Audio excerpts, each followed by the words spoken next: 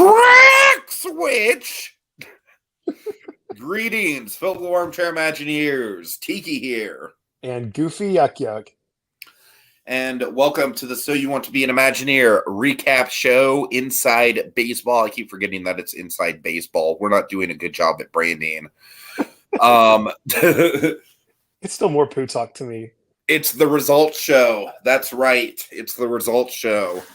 So, Goofy, how you feeling about tonight's round? You know, I'm feeling good. I was excited for this project, and I think that we got a really fun mix of things, and I'm excited to talk about it. Not excited for, the worst part of our jobs, but overall, I think this was a great round, and it's going to be a lot of fun to talk about. Indeed. So I actually have a segment to premiere, and I'm going to spring this on you. Oh, boy. I've kind of been thinking, it'd be nice to have something to just kind of a filler thing to have it at our disposal just as people are coming in the first, 5-10 minutes. Okay. So let's do less poo talk. So basically the general idea is this is just going to be kind of like a chit chat where we talk about something related to the prompt. Okay. And I'm going to throw out an idea to you, sir. Right. What concept album do you think would make the best Broadway musical? Go! What concept album? Concept album. Or rock opera or something of that sort. Let me think about this. You really did spring this on me. I had no idea. I am totally springing this on you. I have some ideas. Tiki literally tells me, we're going to talk about Broadway. And so I'm thinking about, my favorite Broadway shows and everything. Nope. No. We've already done our whole, what's your favorite Broadway show thing. That's generic. I just did generic theme park news show. This is not generic. There's a couple of things that come to mind. One of the things that, popped in my head, right away is Green Day and, American Idiot. That literally has already happened. It did? Yes. No way. Yeah. All right, I'm a genius. Wait, how did that happen? So it's called American Idiot. Yes. I don't pay enough attention to Broadway. Well, I think that's a great idea. Let's see. I don't think they pulled it off as good as the concept could have been done. Well, honestly. I think there's obviously not a lot of great songs, but there's a clear storyline thread through the album as well that I feel like could be pulled off, but I don't know anything about the actual musical. Well, I'm thinking, what do you have as your top idea? I'm not sure. As my top idea, I'm not sure if anyone watching or you are going to even get this, but I have the Decemberists, The Hazards of Love. Yeah, it's going over my head. I figured. God damn it. I'm sorry. No, it's all good. The Decemberists are my favorite band. They're very storytelling driven, and The Hazards of Love is their big rock opera album. It's pretty much a throwback to the Who rock operas. Speaking of which, I know that Tommy has gotten a stage adaptation before, which totally makes sense, but I'm not sure if Quadrophenia has gotten a stage adaptation. I'm probably the wrong person to ask if anybody's had a stage adaptation, apparently. But do you know of the Who's Quadrophenia? Yes. Okay, good. Yay, there we go. Now we can go somewhere. Yeah, the Who's Quadrophenia. That's my answer. Okay. What other ones? There's definitely I feel like I'm kind of blanking on it too. It's a tough question. No, I know. It's kind of niche. I guess it also kind of depends on what you define as a what you kind of think of as concept albums in terms of what hasn't been done and it's kind of pushing boundaries on Broadway. It would be really interesting. Good Kid, Mad City. Not Kendrick Lamar. Oh, well, there you go. Because I don't know if they're obviously you have Hamilton, but Hamilton is I don't know. That's my idea. Hamilton. Boom. Wait, what do you mean that one's been done before? I'm not gonna lie, Hamilton. I'm a little bit jaded on Hamilton these days. Like, Really? I still like it. It's just like I overdid it for myself. Well, it's kind of like it was such a big phenomenon that like it Right. kind of was overdone for everybody a little bit. Yeah, totally, totally. But I would really like to see not just Hamilton, you know, like nice and corporate version of hip hop. I would like to see genuine raw hip hop on Broadway. I think that would be a really interesting exercise to try and pull off. Yeah, no, for sure. I agree. And Good Kid Mad City is essentially like an origin story of like growing up in in the bad part of town essentially. And yeah. Yeah. Anyways, so I think we have enough people to get started. So let's just go ahead and go over the projects. Let me I'm gonna go ahead and shout out some people in the chat here. We've got 10 viewers. We have Shannon, we have LEB, we have Pi, we have Monkey, Theme Park Priest, Peregron. So we got a decent mix here. We got a decent. Oh, there was a Tupac musical. Okay, that's cool. That's cool. Space. I'm not the only one missing adaptations. Don't worry, Pi. We're talking about Yeah. Space. I hope you're sticking around, buddy, because there's gonna be Walt's Vault stuff for you to do. Spoiler alert, people. Space got Walt's Vault this round. Okay. Actually, you know what we're gonna do? I hope I'm not putting you on the spot too much with this. I really Yeah, you've already done that. I know. So what are we gonna do? We're gonna go to Confessional Corner. Ooh, I like it. I like it. All right, good. I'm glad you actually approve. Speaking of stuff you approve of, I just want to remind everyone, I have props. We have props. We're going high tech now. Yes. There's 2 Diamond POMVPs that have entered into the game at the start. If y'all remember, OSU Phantom opened Walt's Vault, and he had to give these amazing powers out, and these powers grant people the ability to swap out one or both of the nominees and save yourself from elimination or save other people from elimination. And you can use this power anytime before the semifinals round. Well, guess what? Brutal. Rip. Brutal. That's terrible. I know. I'm so sorry, Priest. I'm sorry, Priest. I'm sorry. That's awful. All right, so I just wanted to visually illustrate that one Diamond POMVP is gone. It was gone with Theme Park Priest. It left the game with Theme Park Priest. It is no longer in play. But the other one is still in play. Yes, we will brutally tear that one up if it ever exits play.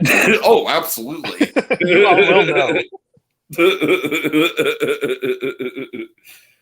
Disney Dad says I could have sworn there were 6 of those.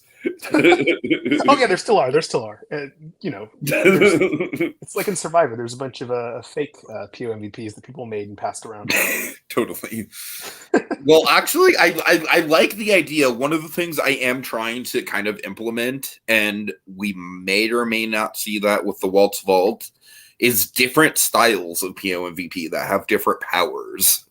So yeah, I think that's part of the thing with like 20th season too, is like you're trying to push boundaries a little bit, trying to shake the game up. Indeed. And these all-stars need the game to be shaken up a little bit. I think everybody's getting a little too comfortable.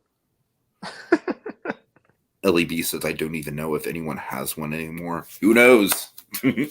All right, there's at least one we know of. Confessional Corner. Confessional Corner.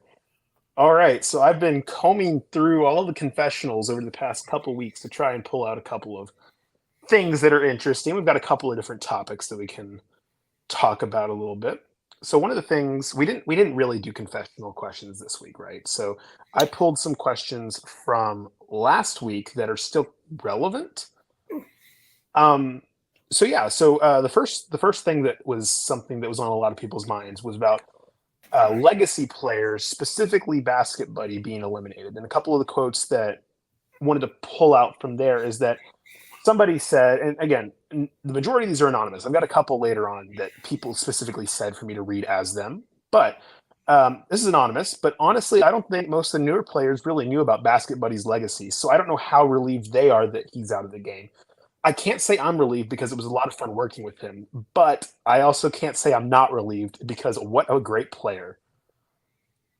And then somebody else said, I was surprised. I truthfully expected he'd finish top 5 unless some sneaky strategy went on to get him out earlier.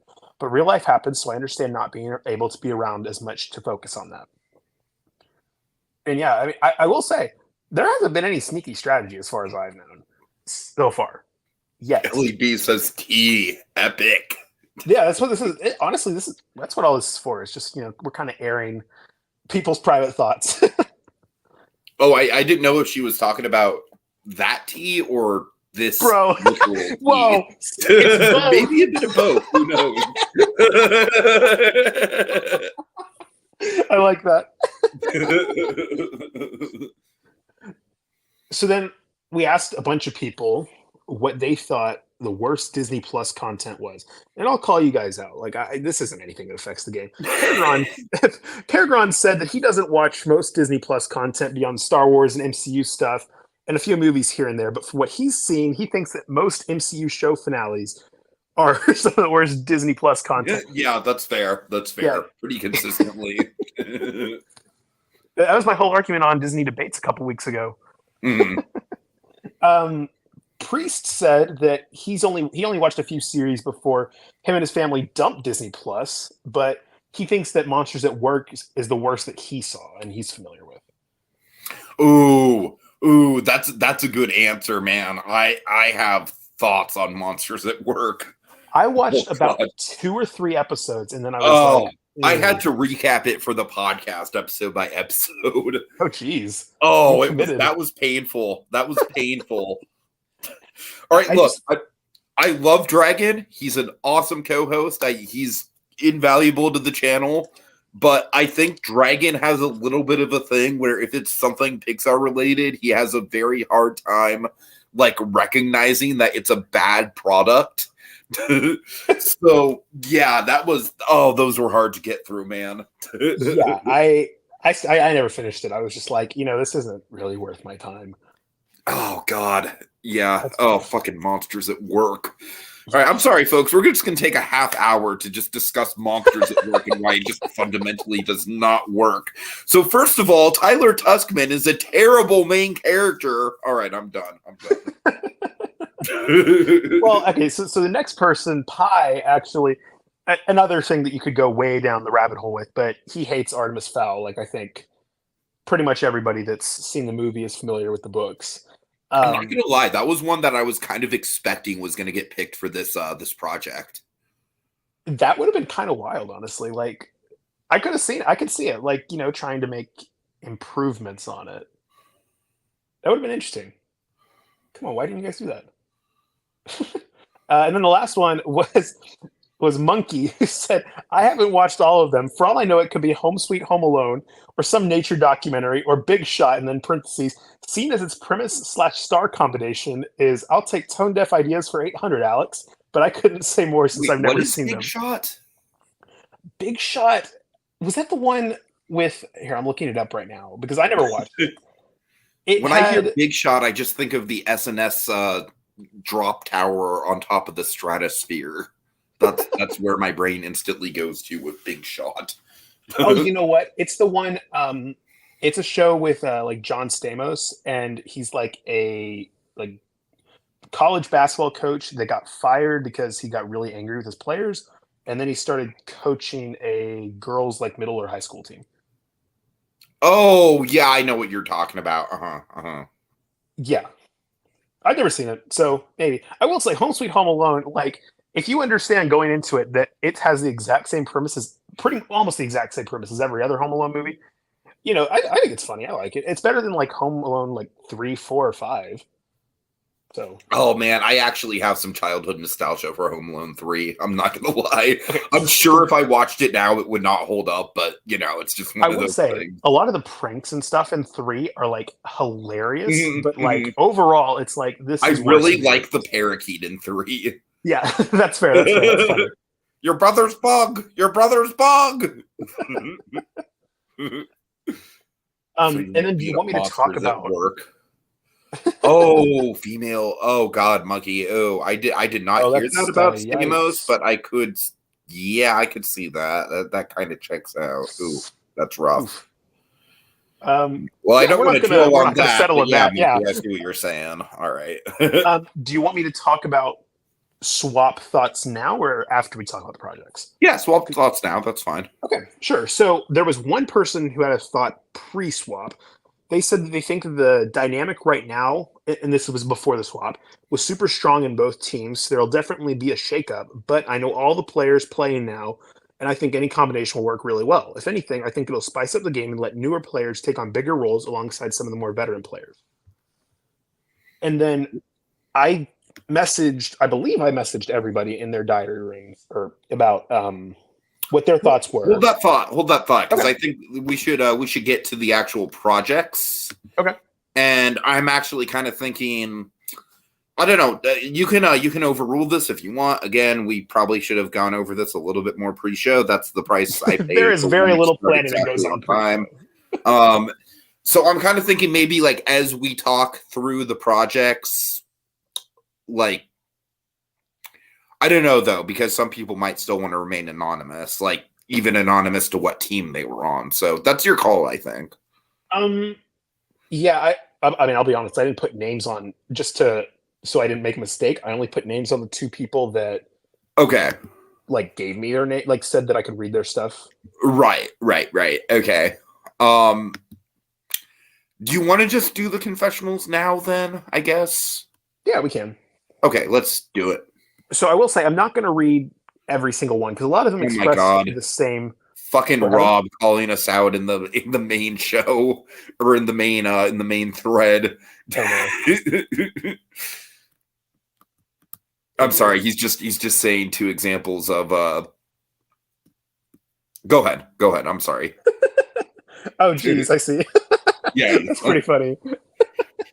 Um, no, so a lot of people had similar thoughts. I think in that it was a little bumpy at first getting into the swing of things, just because you're switching up teams, so it makes sense. But there were a few people that I thought had pretty interesting things to say. I will say that Space is one person who said that I could read out what he said. And Space said that I mentioned it a bit to the team, but overall, I think that the team did really well, especially given the circumstances toward the end of the round. To expand on the answer, what if may not have been all of our first choices, but I really liked how we rallied together behind the idea and didn't look back.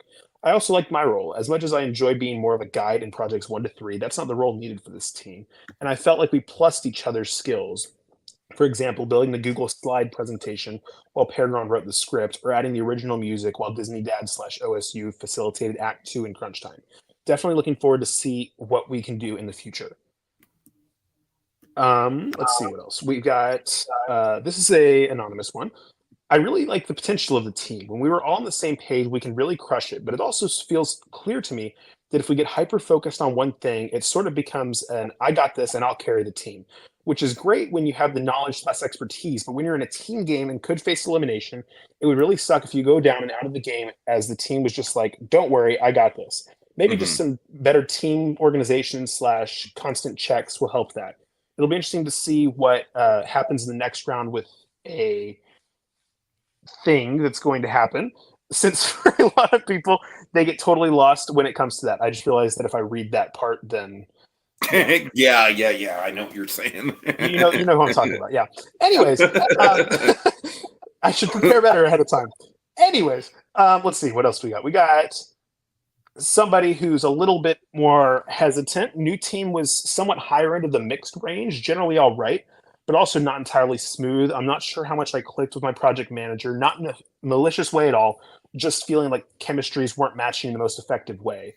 And then they also said that they feel like they should have looked over the project before its submission because they felt like there were extra pieces that they could have added that they didn't. Um, I'm not gaslighting anybody. Nobody said that. Okay. Um, Another person said, we got two more. Okay. We got things went okay. It's always tough the first challenge with the new team, but we came to a consensus fairly quickly.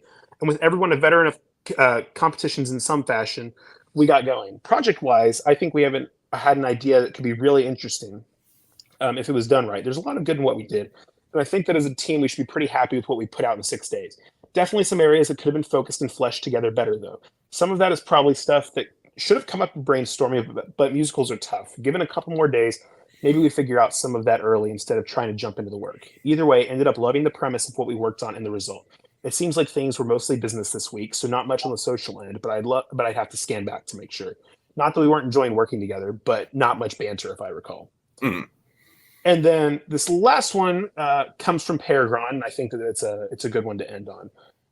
Peregrine said, it was honestly a somewhat tough transition because I had gotten into a pretty good groove with the previous team, especially around brainstorming time, where this one just felt a little tougher, but it ended up working out really well. The project itself was also tough for me personally because I'm not a musical person, so creating a musical is challenging, but I do think it turned out pretty well. I think overall, though, the toughest part was that at crunch time, I had a death in the family, and it shook everything up, and I had to drop the ball on my end. Stuff like that happens, and it's tough, and I feel for my team having to make up for what I couldn't do, but they were awesome and totally understanding, and I'm super proud of what everyone was able to accomplish. Yeah, and obviously our thoughts go out to Peregrine and his family. We hope everything's going as smoothly as it can with that whole situation. Yeah, and absolutely. it should go without saying, but we did not factor in the fact that you guys had a shortened act to at all into our judging. So not at all. Yeah. All right. That's the confessional corner. Okay. Yeah. All right. So let's just dive right into the actual projects. Then I'm going to go ahead and pull up my screen share. Right. Okay. Hold on. I'm going to stop my camera. All right. Start with. I had a marvelous time ruining everything. I love that title. I do too. So I am still. I'm gonna go ahead and give you guys like a little fun, little personal Tiki antidote. I still struggle with the idea of like when I'm walking around. Usually, when I'm listening to music, it's gonna be when I'm out on walks, listening on my headphones. Mm-hmm. And I swear to God, I still struggle with the idea of like, oh God, what are people gonna think if they hear me listening to pop music? I tried to do that in like a SpongeBob joke kind of tone. Pop music. So like, I swear to God, it's a problem for me. Like, I'll be honest, Tiki. I'm like very similar. Like sometimes I'll be listening to music and I'm like on my AirPods or whatever, and then like I'll take out my AirPods and I'll check my volume on my phone to make sure it's down so that like if it accidentally starts playing, it doesn't like out me as like what I'm listening to. Right. Totally. So like I completely get where you're going with that. Okay, good. I'm glad. So yeah, I definitely have I had reservations about the Taylor Swift of it all, not the least of which being that I honestly think that it's a tiny little bit of a loophole because as though like, okay, she had a special on Netflix. That's fair. This isn't entirely based on the special. It's more based on the album. But you know what? I think this project is like one of the best examples I can think of where for something like going into it, I did not care about the subject matter at all. I ended up just being really, really caught off guard by how much I was into this. I'm not gonna lie, the storyline here actually had me hooked. Yeah, I think. Well, I mean, I'll say from my end as well. I was pretty similar in that I was like, That's interesting. Like, like that was like my first thought. Is like I never would have thought of that. I mean, and I do realize that they had the Waltz Vault where they couldn't pick a Marvel or Star Wars or Pixar or Disney animated thing, but Taylor Swift still probably wouldn't have been in like my top 10 choices. And I was very surprised, but reading through it, even reading through it the first time, I was like, I'm not sure how much I get it. And then I read through it again this morning, and I was like, you know what? That's actually like I'm kind of pulled in. Like the story is very good. It's very compelling. The And that's story kind is of genuinely really well written. it is. It is. It's like you definitely feel like okay, for me, like I'm not a massive Taylor Swift fan, but it definitely feels consistent with her as well. Mhm. But I definitely feel like it was something that would be very interesting to see, even if it wasn't like, a Disney production, even if it didn't have the hook of Taylor Swift going for an EGOT or whatever. Like the story itself was very strong, and that's at the heart of what we're asking for. I mean, the music matters, but the story's the first thing. Waitress, waitress, waitress, waitress. This gave me so many Yeah, waitress vibes. honestly, yeah. um, Lev, I'm shocked none of us went with High School Musical, the musical, the series, the musical. I would have given you the win right there. I'm honestly genuinely kind of surprised neither team went with the Imagineering story. I honestly thought that Honestly, would have been a go-to. that would have been very interesting to see. The one that like I knew like it was suggested one time, and even when it was suggested, I knew it probably didn't have much of a chance of actually getting any traction. I would have fucking loved to have seen what you guys did with the World According to Jeff Goldblum. I I I would have remember been you telling so me. curious to see what you guys did with that. I honestly think the potential is like, I mean, I feel like Jeff Goldblum could almost be like, a weird sort of mirror image of the Taylor Swift show where it's like you're paying to be in the same room as Jeff Goldblum. And like that Jeff Yeah, Goldblum could literally be Jeff Goldblum just like, hey, look at all these cool things that I've brought to stage. Just it could literally basically just be a Jeff Goldblum show and tell, and it would be amazing. yeah, just throw some random songs in there and it's a musical. I love it. Right. For everybody in the comments, apparently Tiki and I don't really follow brainstorming that closely. They're all saying it was suggested. It was suggested. Oh no, Suggested I so know it was suggested. I know I it was didn't know that. suggested. I I need to realized pay that. more I attention. just, I was just I surprised that pay neither attention team like the actually went day with it in the before. end. Yeah, no, I mean you can't fault them for what they ended up picking. I think that both of them put out really good projects. It's Uh-huh. just it's cool to me that even if like both teams had the limitation put on them of the Waltz Vault, there was still plenty of cool options for them to do. Oh yeah, for sure, for sure. Um. So yeah, and I do think that this had a big advantage over the What If project in the fact that the songs from the album flowed seamlessly into a few well-picked original songs. Well-picked, I mean, in the sense that I felt like the original song selections flowed very well into the actual, other songs. And I appreciate Right. that the track list wasn't just like one for one with the album. You guys actually did some creative stuff with it. Yeah, definitely. I think like if we just start going through the actual project itself, one thing that I thought was pretty cool right off the bat was how they they wanted to distinguish themselves from a normal Broadway show, I guess, and like their suggestion for the for like the theater style and everything, like because that's not something that you really think about as like an important thing for a Oh, Broadway with musical, Monkey on but this team, I knew that would be a factor because that is like Monkey's thing, is specifically theater spaces. oh, I thought that was a really cool idea. Uh huh. Like it definitely helps. Actually, I think it's really cool because it definitely seems like a Disney idea to be like, we're going to really immerse you into everything as much as we can with even the theming of the theater, and we're going to change the conventional style of a Broadway theater in a really cool way. I liked I really liked the few merchandise things they had. I thought they were all very fitting with the kind of I guess the kind of stuff that you would expect from a Broadway musical, but also from a Taylor Swift Broadway musical, I guess. And that was all really well done. I like concepts and everything. So a couple things to do you have any nitpicks with it? There's definitely some teamwork stuff to bring up. Really? Yeah, I mean, I just think that and this is Oh, already actually, I know where you're going with this. I know where you're going with it. I did pay some attention. Okay.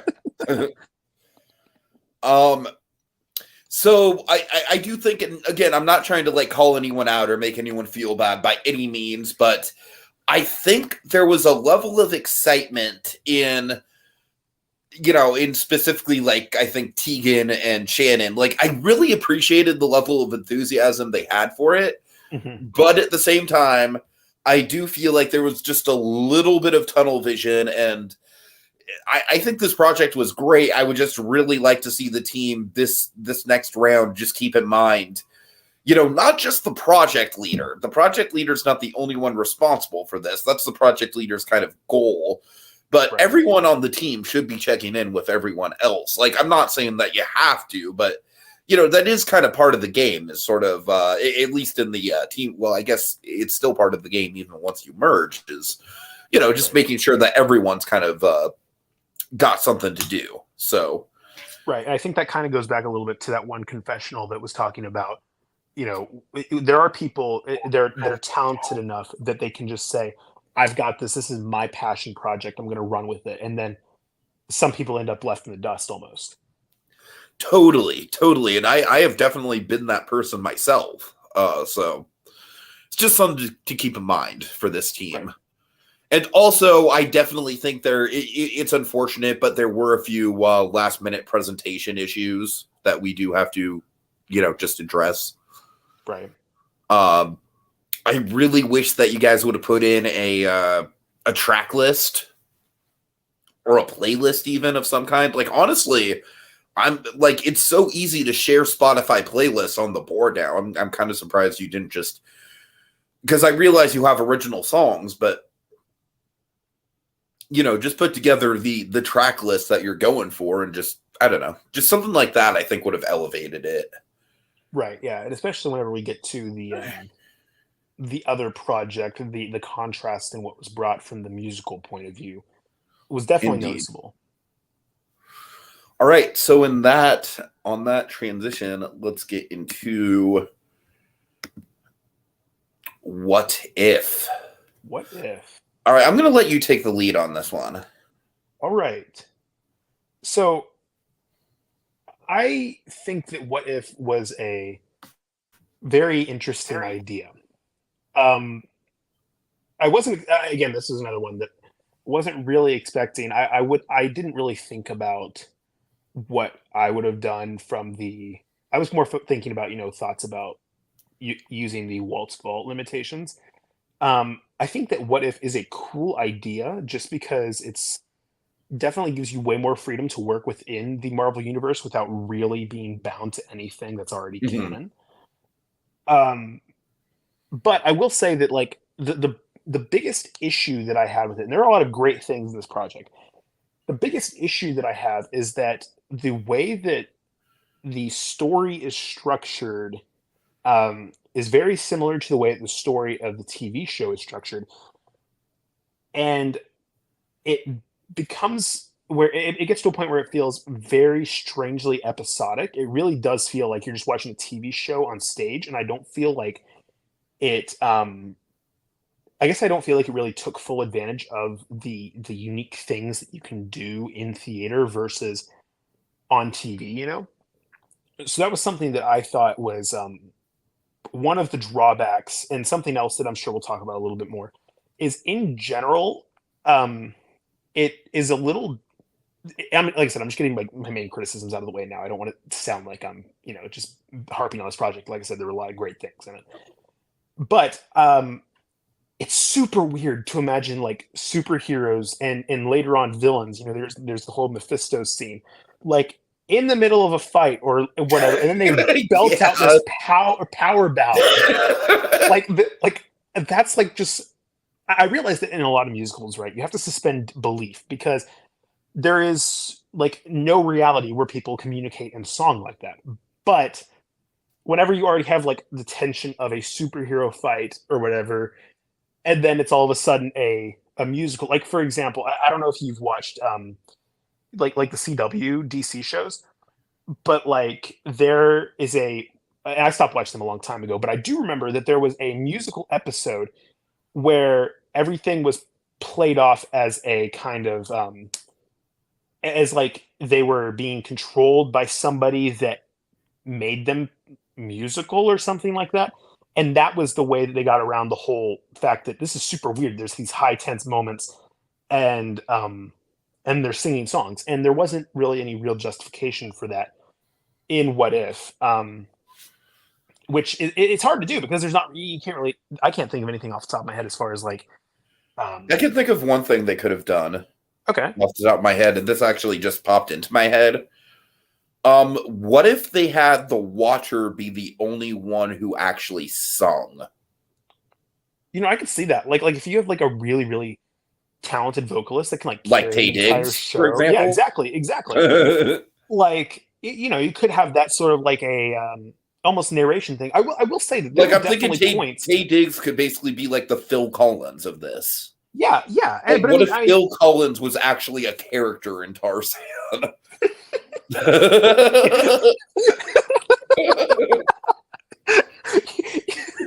Tarzan's That's a over really here funny growing up what with if. apes. Meanwhile, Phil Collins is just watching him, not helping or anything. You got it. You're good. But seriously, I think because what you could do is you could have like each transition piece be the song, you know, because there's obviously right, like so many things you could do like with the structure of a musical, right? right. And I just think that the big pitfall that this project kind of fell into was the idea that you have to have a song for every dramatic beat. Right, and, like, I do understand or, like, Shannon's talking about how, like, songs were needed when emotions are too big to be expressed through words. I do understand that there are definitely points within the story where it did feel like, you know, it did make sense as far as, like, this song is needed as a plot point because it wasn't written, you know, to it's not like the rest of the plot could exist and flow smoothly without the song. So there were definitely points where songs were needed just because of the way it was written. Um, but like it's something that I really struggle with because you're already having to suspend a lot of belief in like thinking about a superhero show on Broadway. Like I'll give you an example of like and I went and saw back I was in New York like 2019, I think. And I got really cheap tickets to see the very cheaply made Percy Jackson Broadway musical. Oh man. And I will say, I thought it was absolutely hilarious. I'm a big Percy Jackson fan. It was hysterical because you suspend belief, um, and in a lot of ways, it was very much like this pitch, just in that you know you're having a serious kind of supernatural topic almost in that you know there's a lot of analogies that you can draw between the superheroes and like the Percy Jackson world, right? And there was music in it, and it's like you're suspending disbelief and that's something that you go into it, you know, acknowledging and being cool with. And that's something that like I think this would have a lot of draw based off of that. But it was a little weird because you know, I like for me going from the reading the Taylor Swift that was way more of a serious Broadway type production to this, I was a little bit of a okay, that this is where it fits. And it's still definitely something that could go on Broadway. It's just much different. But yeah, Yeah, definitely. that was my take on it. I will say the music was great. I thought it was really cool that you guys actually Oh yeah, no, composed your own stuff. from the actual component of, you know, doing the compositions and stuff, that's wonderful for sure. Yeah, and I mean, you guys had a more definitely more lengthy story. I thought that you guys definitely had a compelling story in that, like, because the Watcher is still a focus in the TV show, but I thought that they did a really good job of making the Watcher a character that's actually struggling with a lot of things. And then I did think that the whole bringing in Mephisto was really cool as well. Again, I just, for me, it was like there's a lot of really great things, but there's a couple of things that are very distracting to I me. think the strength of this project, and it does kind of feel like we've just been. Yeah, I feel really bad about it because that's We not my should talk intention about at some of the all. really good things about this project, because there are really great things about this project. Number one, you're looking at one example of it, right? This awesome artwork by Disney It's Dad. very cool. The presentation, I feel, kind of, it's definitely a more professional looking presentation than the other two. It was way easier to follow. It was way easier to follow because you got them broken up. I will say all the scenes were written really well as well. I felt like I was tracking with everything. And as far as like making new episodes, because as far as I could tell, none of these were in the original TV show. I think that these were all really strong ideas for plot points for what if episodes.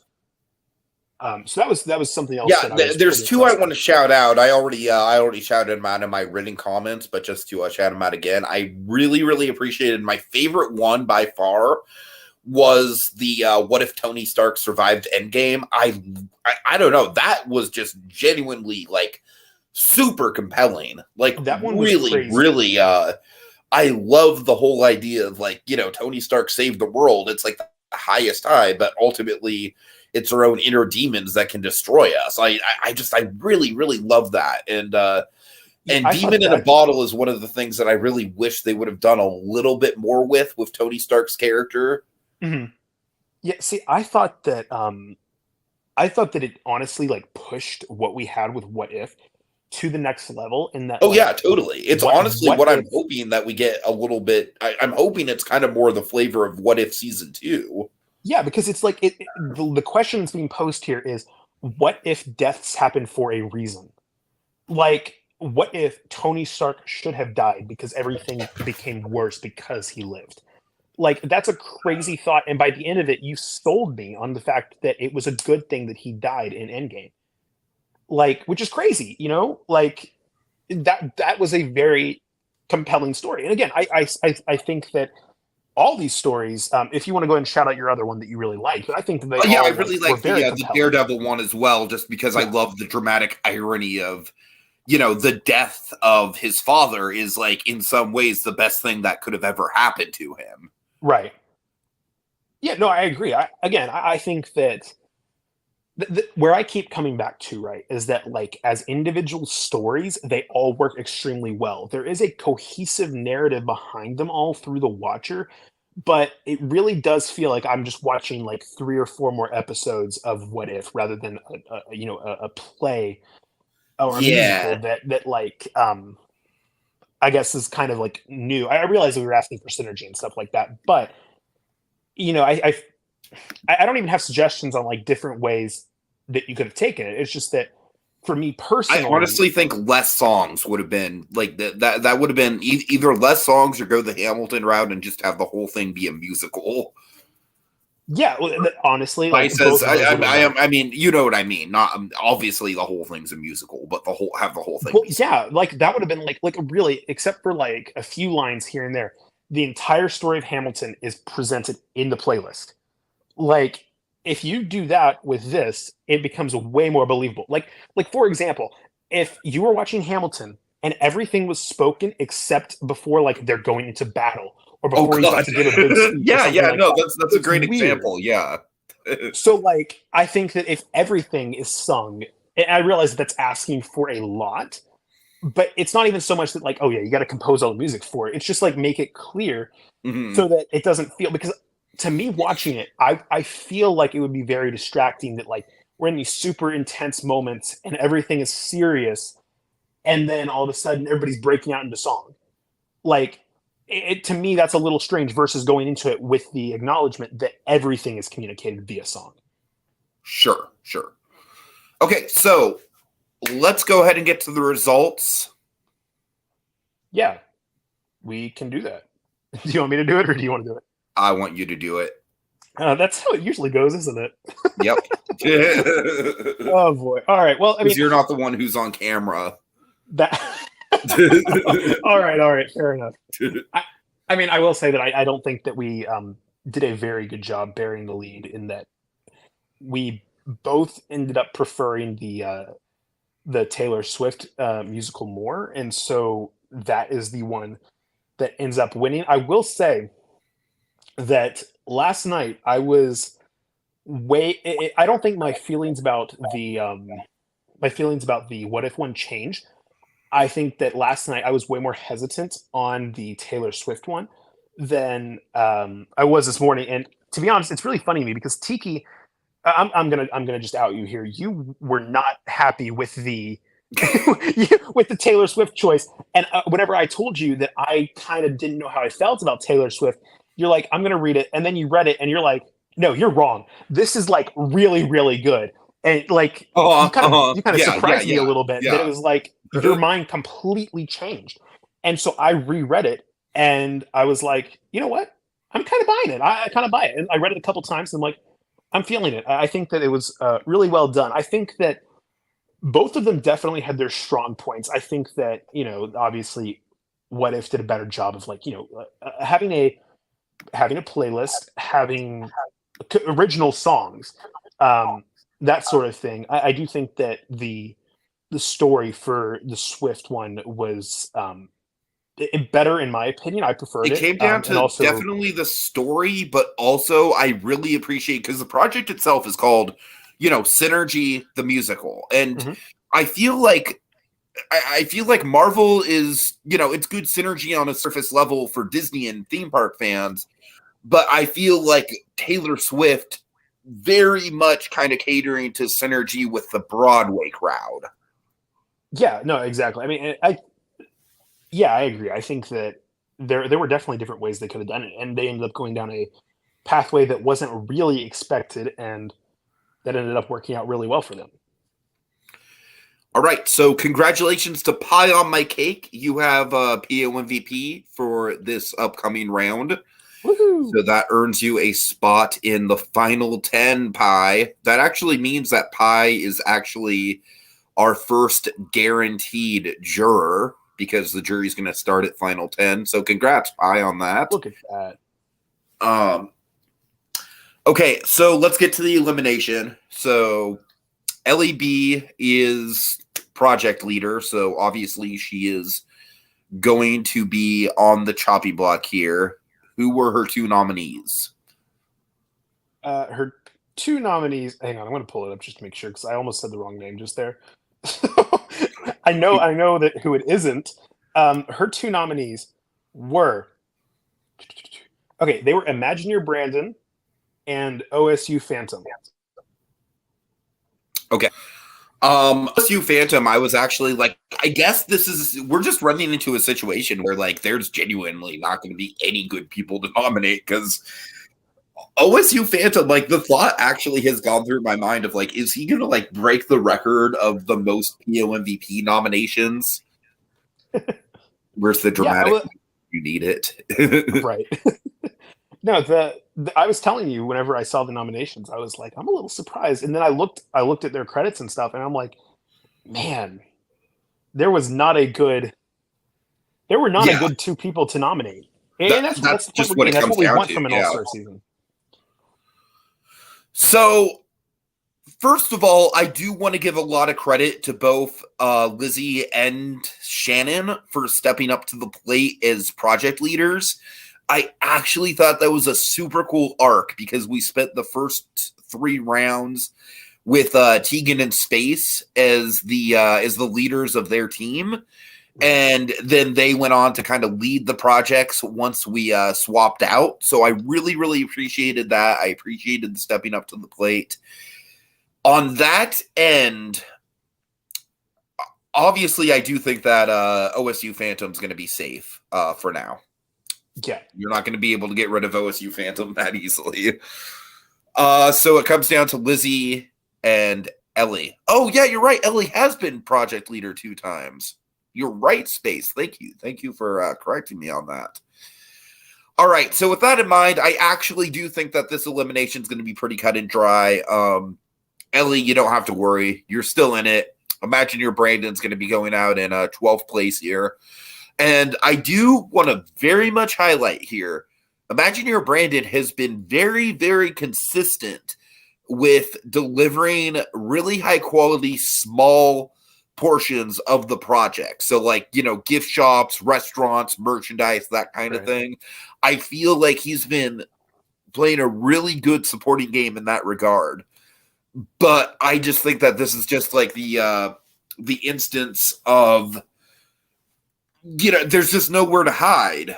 And well, Ellie, like I said, I appreciate, if you are stepping up to the plate as project leader, it's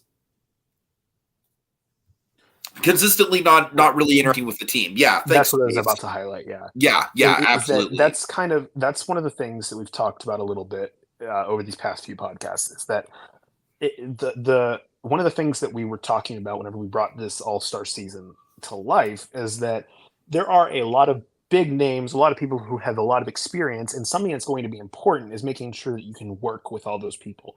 And not to say that Imagineer Brandon has been a bad teammate or anything, but there was definitely a kind of a lack of communication in a lot of places where he was putting out good content, making good things. It's just that that's not the entire game.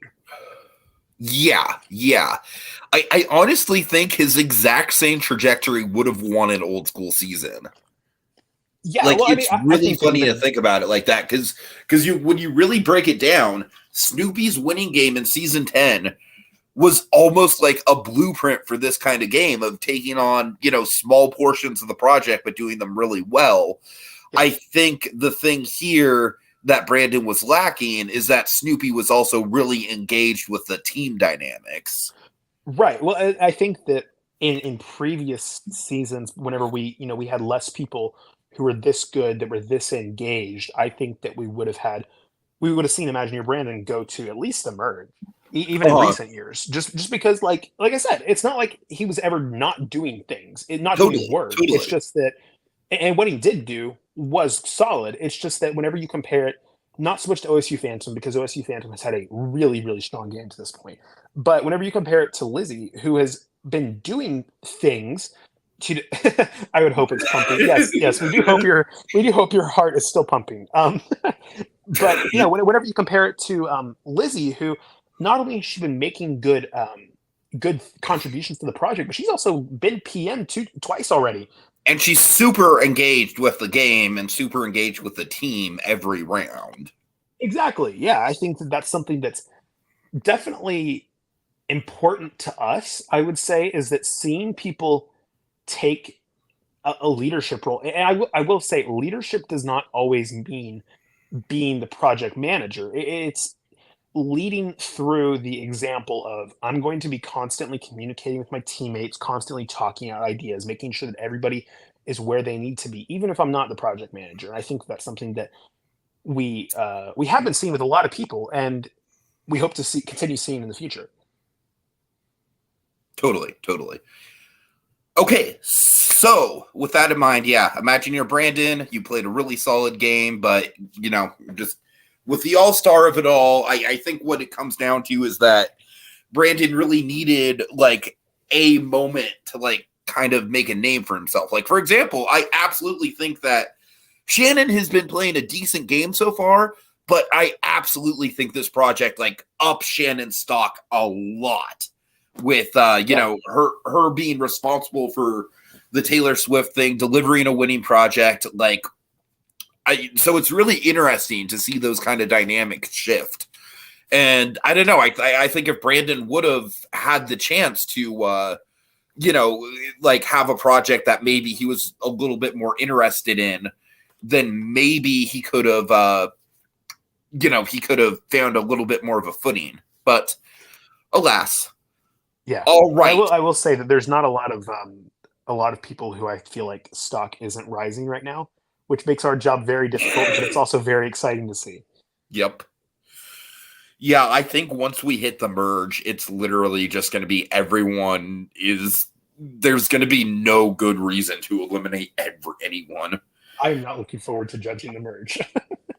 All right. So before we get to the next project, we have to deal with Walt's Vault. So Space is in the chat. So this is going to be a live Walt's Vault. I'm excited about this. This is going to be really fun. All right. So Space has opened Walt's Vault. And he has received the Express POMVP. Ooh, What the Express POMVP is a one-way ticket to the merge. So essentially, you're going to be safe for the next 2 rounds. Space, you can keep it for yourself, or you can pass it off to anyone else. It's your call, but I need to know that decision by the time we end the podcast. No pressure or anything. No pressure. It's not like literally everyone in the cast wants that or anything like that. All right. So, yeah. Oh, I love it. I love it. They're already pleading their case.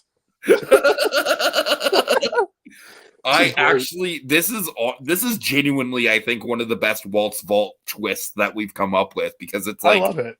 He could take the power for himself. He could give it to one person. It's a positive thing, but it's a difficult position. I will say we had 2 other ideas that we are going to use at some point this season, but Tiki brought this up, and I was like, "Yes, this is a great idea. We got to go with it." All right. Whoa! Oh God! Everyone's just no. Read Space. Going to give. Okay. So Space is giving it to Tegan. All right. Impressive. I'm very surprised. Fabled? No, Keeper Colby. This is not the fabled unobtainium POMVP. I actually have to figure out when and where we need to use that. Whoa, Lizzie's throwing shots. You've made an enemy. Oh, God. Strategy's coming out, folks. All right. So let's go ahead and. Well, congratulations to Tegan. Indeed. You have made the merge. Yeah, Disney Dad, the idea is basically this is a lightning lane POMVP. That was basically the idea. Yes. Express. Okay. All right, so I want to kind of just remind y'all of my avatar. What was my avatar this week? I can go back and look at it. It was a bunch of logs, Tiki. It was a bunch of logs. It was what are logs made out of? Wood, Tiki. And what image did I have on the wood? It looks like a little girl, maybe made out of plastic or ceramic. Could it be a doll? What is an old-fashioned term for one of these things? Is it a doll? Yes. And maybe a dolly? Doll-E? Wood? Whoa. Dollywood! Oh my God! All right. Wow, that American Girl Dollwood. That one rehearsed. All right, Project 5. Awesome! My fire alarm's going off. Holy cow! It's not a big deal. My grandma's just cooking dinner. It happens all the time. Actually, I'm surprised it doesn't happen more often. All right, well, everybody, we are going to listen to Tiki's fire alarm continue to go off. You know what? Hold on. Do you can you read this text? Yeah, if you It's okay. Yeah. It's done. It's done. Yes. Okay. Over the past couple decades, Dolly Parton's Pigeon Forge theme park has transformed itself into one of the most talked about destinations in the world for thrill seekers and families alike. The park has a great collection of thrill coasters, such as the crowd-pleasing scenic glory of Wild Eagle and the infamous Lightning Rod that give it a small but really well-rounded lineup. In the dark ride department, the park offers the Blazing Fury, which is a great old school knot style ride with an intense drop at the end, and Mystery Mine, which has the same function as Tower of Terror, being a heavily themed, looming icon of the park.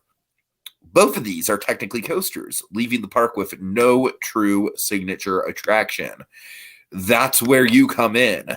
For this project. Ride. That's important. Yes. Oh, dark ride. I'm sorry. For this project, teams must design a new extreme thrill coaster as well as an e-ticket dark ride for Dollywood. While the realism won't be as critical this round as the Avatar round, since I'm guessing very few, if any, of the cast have actually been here, I'll still be expecting some level of care and research with what locations you use.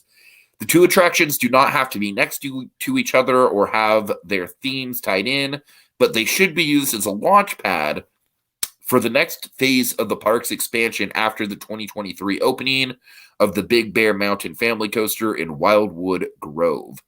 Good luck, teams. This project is due Thursday, not Friday, but Thursday, because I honestly think this is a little bit smaller of a prompt than the last couple. I think you guys can get it done in a little bit less time.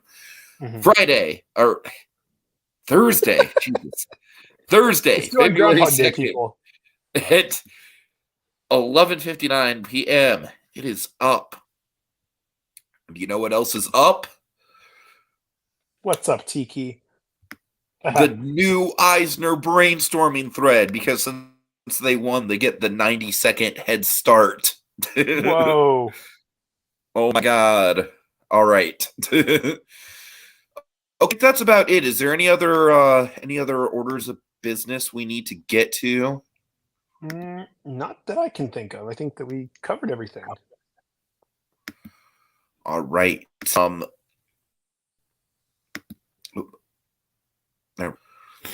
What?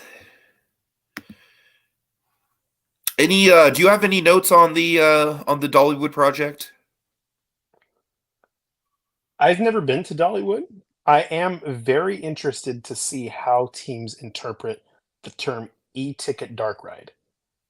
Same, that's especially with a regional park like that. Yes, yeah, because it's got to be something that's semi-realistic at least. Dollywood doesn't all of a sudden have Disney money, but like, I'm excited to see where they go with this.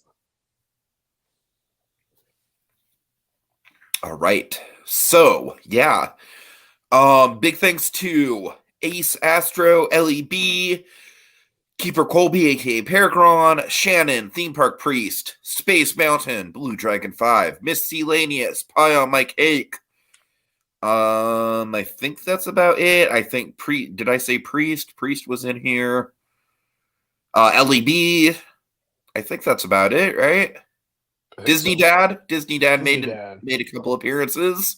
Thank you to all our viewers, current and future. Yeah, that's actually quite a few people who showed up here.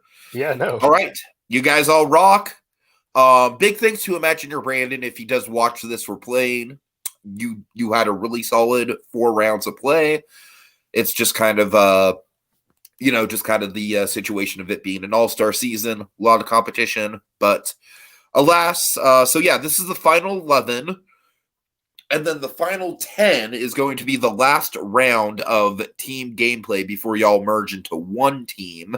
Okay. And the person who is eliminated in 10th place, I already said this before, is going to be the first member of the jury. So there's actually a lot of stakes with this project.